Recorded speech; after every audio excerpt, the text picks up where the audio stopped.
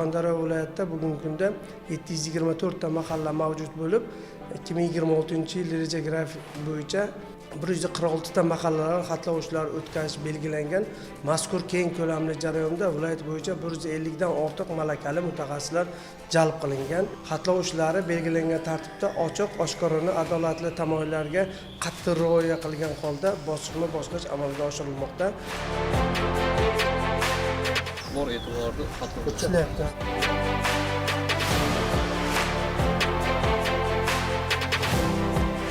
Har bitta uy-joy xatlovdan o'tkazilishi kerak. Mahallangizda sizni xonadoningizdan boshladik, barcha uy-joylarni xatlovdan o'tkazamiz. 18 gacha qurilgan uy-joyingiz bo'ladigan bo'lsa, o'sha yer uchastkangizga nisbatan huquqlarni e'tirof etish uchun xizmat qiladi. Shu sababli hozir bizga kadastr hujjatlaringizni taqdim qilsangizda, biz xatlov jarayonlarini o'tkazib chiqsak, shu asosda ko'rib chiqamiz. Marhamat.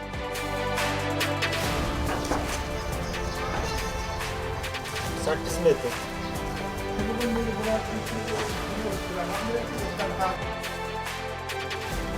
Ikki yarim chiqdi.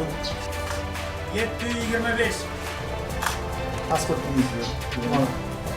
Bizning Halqobod mahalla fuqarolar yig'inimizda mingdan ortiq xonadonlar mavjud bo'lib, oldindan yashab kelayotgan xonadonlarimizda huquqiy hujjatlar mavjud emas. Ushbu hozirgi xatlov natijasida ko'plab xonadonlarimiz huquqiy hujjatga ega bo'lishadi. Kadastr xodimlari mahalliy yettiligimiz hamkorlikda birga ushbu xatlov ishlarini tashkil qilyapmiz. Aholi xonadonlariga borib o'rganish ishlari olib borilyapti. Keyinchalik kadastr hujjatlari rasmiylashtirib beriladi.